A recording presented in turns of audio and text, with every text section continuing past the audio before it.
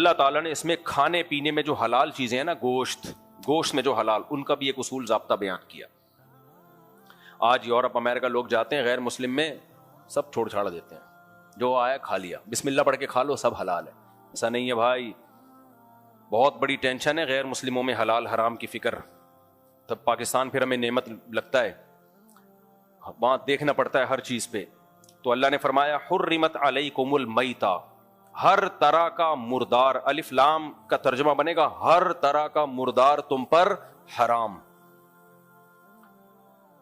جو جانور اپنی موت مر جائے، یعنی جس کو ذبح نہ کیا جائے، وہ سب کیا ہیں؟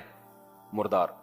حدیث میں اس سے دو چیزوں کو مستثنا کیا ہے، احلت لنا میتتان السمک والجراد. آپ صلی اللہ علیہ وسلم نے فرمایا دو چیزیں، دو مردار حلال ہیں ہمارے لیے، ایک مچھلی اور ایک ٹڈی. وہ نہیں جو کھیتوں کو چٹ کر جاتی ہے ٹڈی، یہ حلال ہیں دونوں مردہ ہونے کے باوجود، یعنی ذبح نہیں ہوتے. یہ امام حنیفہ نے اسی سے استدلال کیا کہ سمندر میں صرف کیا حلال ہے؟ مچھلی. ٹھیک ہے اختلافی مسئلہ ہے، لیکن اس میں امام ابو حنیفہ کا موقف بہت مضبوط ہے. آج لوگ فوراً کہہ دیتے ہیں کہ کیکڑا حرام ہے، اس کی کیا دلیل ہے؟ ایک ایک چیز کو پکڑ کے شریعت نہیں بتائے گی یہ بھی حرام ہے، یہ بھی حرام ہے، یہ بھی حرام ہے، یہ بھی حرام ہے. ایسا تھوڑی ہے، اصول اور ضابطے بیان کیے جاتے ہیں. اور وہ جو قرآن مجید کی آیت ہے احل لکم صید البحر وطعامہ، کہ سمندر کا کھانا اور اس کا شکار تمہارے لیے حلال ہے، اس آیت کا سیاق و سباق دیکھیں آپ. وہ احرام کی پابندیوں کو بیان کیا جا رہا ہے کہ جب تم احرام کی حالت میں ہو تو خشکی کا شکار تمہارے لیے حرام ہے، سمندر کا شکار تمہارے لیے حلال ہے.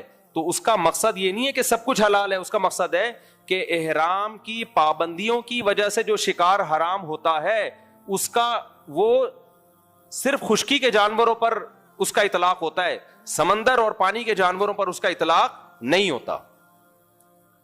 ورنہ اگر اس آیت کا یہ مطلب ہوتا کہ سمندر کی ہر مخلوق حلال ہے، تو پھر سب سے بڑا سوال یہ ہے کہ صحابہ تابعین میں کوئی ایک ضعیف روایت بھی نہیں ملتی کہ کسی صحابی نے یا تابعی نے مچھلی کے علاوہ کسی چیز کو کھایا ہو.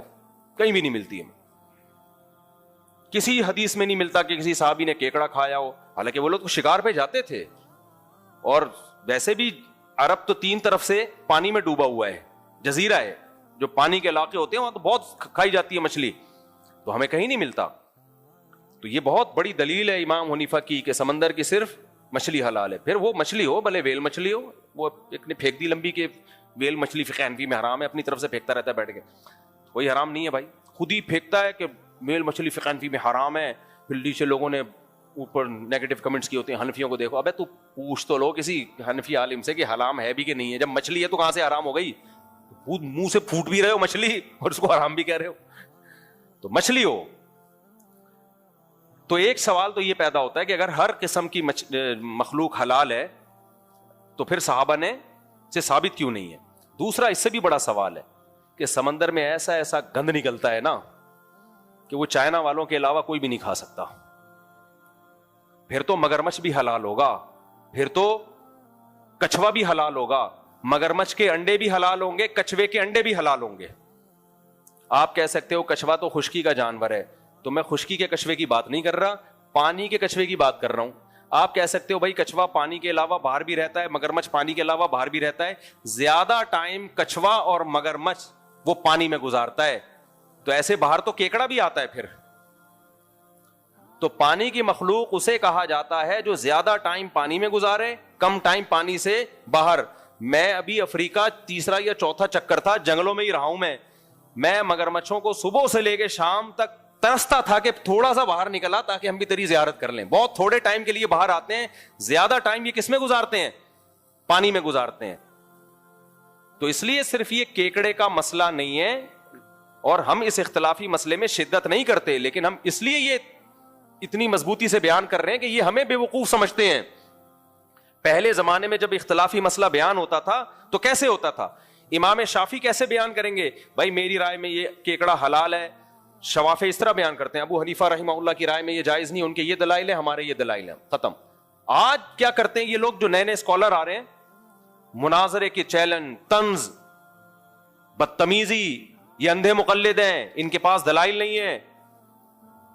ابھی وہ ایک قاری خلیل صاحب ہے نا، ان کا کلپ آیا کہ اتنا سخت لب و لہجہ اختیار کیا نا انہوں نے خواتین اور مردوں کی نماز میں فرق کے بارے میں. انہوں نے کہا میں قسم اٹھا کے کہتا ہوں حنفی لوگ جو عورتوں کو کہتے ہیں سمٹ کے نماز پڑھیں, یہ اندھی تقلید میں کہتے ہیں.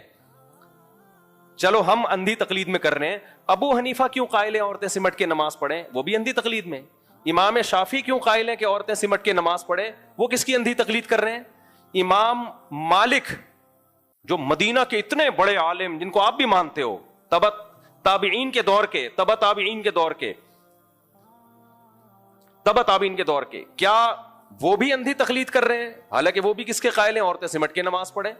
امام احمد ابن حنبل جو امام بخاری کے استاذ ہیں, وہ بھی کس کے قائل ہیں عورتیں سمٹ کے نماز پڑھیں. یہ سارے اندھے مقلد تھے. ایک آپ ہی دنیا میں آئے ہو قرآن و سنت کو سمجھنے والے, اور پھر دلیل کیا دے رہے ہیں؟ وہ میرا کلپ چلا دینا ان کے ساتھ.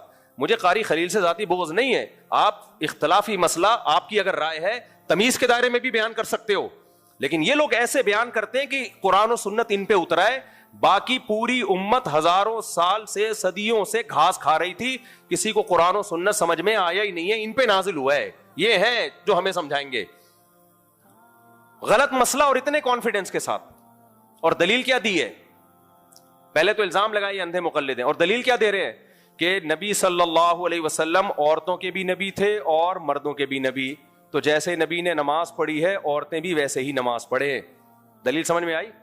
تو نبی نے تو سمٹ کے سجدہ نہیں کیا, تو عورتیں بھی سمٹ کے سجدہ نہیں کریں. قاری خلیل صاحب میرا آپ سے سوال یہ ہے کہ پھر حج بھی عورتیں ایسے کریں جیسے نبی نے کیا ہے؟ نبی عورتوں کے بھی پیغمبر ہے, مردوں کے بھی ہیں, تو نبی نے تو زور سے لبیک کہا ہے. آپ کوئی صحیح حدیث دکھا دو جس میں عورت کو آہستہ لبیک کہنے کا حکم ہو, کوئی دکھا دو. آپ کہہ سکتے ہو عورت کی آواز کا پردہ ہے, اس پہ کوئی صحیح حدیث دکھا دو کہ عورت کی آواز کا پردہ ہے, ٹھیک ہے نا, ہم مان جائیں گے. آپ اس پہ بھی کوئی حدیث دکھا دو. دوسری بات یہ کہ نبی صلی اللہ علیہ وسلم صفا مروہ میں دوڑے ہیں, کوئی صحیح حدیث دکھاؤ جس میں نبی نے عورتوں کو صفا مروہ میں دوڑنے سے منع کیا ہو. ایک بھی حدیث نہیں ہے. حضرت عائشہ کے ایک قول ہے, وہ بھی ضعیف, اور وہ بھی تو حضرت عائشہ کا قول ہے نا, نبی کا حکم تھوڑی ہے, اور وہ بھی ضعیف سند ہے, حضرت عائشہ سے ثابت نہیں ہے, وہ صحیح سند سے نہیں ہے. آج اگر کوئی آپ ہی کے مسلک کا اٹھ کے مولوی فتویٰ دیتا ہے کہ عورتیں صفا مروہ میں دوڑیں گی, اور اس لیے بھی دوڑیں گی کہ حضرت ہاجرہ کیا تھیں؟ عورت تھیں, وہ تو دوڑی تھیں, اور دلیل میں پھر احناف تو کھڑے ہو جائیں گے نا, شافی, حنفی, مالکی اور حنبلی, یہ سارے کھڑے ہو جائیں گے, بولیں گے نہیں بھائی یہ چاروں فقہ اس پر متفق ہیں کہ عورت چلے گی دوڑے گی نہیں. آپ کہو گے اصل میں یہ اندھی تقلید کر رہے ہیں, یہ نبی صلی اللہ علیہ وسلم کو صرف مردوں کا پیغمبر مانتے ہیں, عورتوں کا نہیں مانتے. تو کیا یہ آپ کی بات صحیح ہوگی؟ اگر صحیح ہوگی تو پھر آپ یہ فتویٰ دیں کہ عورتیں دوڑیں گی چلیں گی نہیں, اور ناصرالدین البانی نے تو دے بھی دیا فتویٰ کہ دوڑیں گی چلیں گی نہیں. تو ہم یہی کہیں گے میرے بھائی, ہر مسئلہ قرآن و حدیث میں صراحتاً مذکور نہیں ہوتا. بہت ساری چیزیں سینہ بسینہ تواتر سے چلی آتی ہیں, متفقن علیہ ہوتی ہیں, ان کے خلاف جب تک کوئی حدیث نہیں ہوگی, بلکہ وہ حدیث بھی رد کر دی جائے گی, کیونکہ اجماع کی حجیت حدیث سے, حدیث کا حدیث ہونا ہمیں اجماع سے پتہ چلتا ہے, حدیث کی کتابوں کا برحق ہونا. اجماع سب سے مضبوط دلیل ہے, کیونکہ نبی نے فرمایا یہ امت گمراہی پہ کبھی جمع نہیں ہو سکتی. تو آپ نے تو مان لیا کہ امت گمراہی پہ جمع ہو گئی تھی. تو اس لیے میں فروعی مسائل میں شدت کا قائل نہیں ہوں, لیکن یہ لوگ اس طرح سے مسائل بیان کرتے ہیں کہ لوگ ہمیں نہیں, ہمیں بے وقوف سمجھ لو میرے بھائی, ہم جیسے سینکڑوں آئے سینکڑوں چلے جائیں گے. یہ بات ہم تک نہیں. میں خواتین کے سمٹ کے نماز کا قائل نہیں ہوں اکیلا, چاروں امام قائل ہیں جن کو پوری دنیا نے فالو کیا ہے. تو لوگ مجھے بے وقوف نہیں سمجھیں گے. لوگ کس کو بے وقوف سمجھیں گے؟ کہ امت گھاس کھا رہی تھی. امام بخاری کے استاذ امام احمد بھی غلط, امام شافعی اتنے بڑے حدیث کے عالم وہ بھی غلط, امام مالک کا تو اتنا بڑا مقام ہے, ان کے تو اتنے فضائل, حدیث سے ان کی فضیلت ثابت ہے. بہت ساری کچھ حدیثیں ایسی ہیں جو لوگوں نے امام مالک پہ منطبق کی ہیں کہ اس سے مراد امام مالک ہے. سب غلط بھائی, آپ اکیلے آئے ہو یار. تو اس لیے جو جب بھی خواتین اور مردوں کی نماز میں فرق کے بارے میں یہ دلیل پوچھا کریں نا کہ نبی سے دکھاؤ کہ عورتیں مردوں کی طرح یعنی سمٹ کے نماز پڑھیں گی, تو ان سے بولو آپ حدیث سے دکھا دو عورتیں چلیں گی دوڑیں گی نہیں, تو اسی وقت پروگرام کیا ہو جائے گا, بڑھ جائے گا. تو یہ رمضان ان باتوں کے لیے ہے نہیں, لیکن تکلیف ہوتی ہے کہ پہلے ہی لوگ مذہب کو فالو نہیں کر رہے اور آپ ہمارے اتنے بڑے بڑے اسکالر سے لوگوں کا اعتماد اٹھا دو تو پروگرام تو امت کا بڑھ گیا, صحیح نا, برباد ہو گیا پروگرام. تو جو امت جس طرف گئی ہے میرے بھائی اسی کو فالو کرو. تو یہ میں اس لیے یہ سمندر کی چیزیں حلال ہے حرام ہے یہ اختلافی مسئلہ ہے, میں اس میں شدت نہیں کرتا, لیکن میں شدت کیوں کر رہا ہوں اس بیس پہ کہ ہمارے مخالفین بہت شدت سے بیان کرتے ہیں, ایسے پیش کرتے ہیں جیسے امام حنیفہ کو تو قرآن و سنت کا پتہ ہی کوئی نہیں تھا. تو اب سمجھ میں آ گیا کہ اگر آپ سمندر کی میرے بھائی پانی کی ہر مخلوق کو حلال کہتے ہو نا, تو آپ کو کچھوے کو بھی اور مگرمچھ کو بھی حلال کہنا پڑے گا. تو کچھوے کے انڈے کھائیے آپ اور مگرمچھ کے انڈے بھی جائز ہونے چاہیے. ہم تو تھائی لینڈ گئے تھے, وہاں لوگ مگرمچھ کھا رہے تھے, میں تو الٹی آ رہی تھی دیکھ کے. ہم کہہ رہے تھے اللہ تیرا کتنا شکر ہے تو نے ہمیں مسلمان بنایا, ان گندگیوں سے تو نے ہمیں بچا لیا.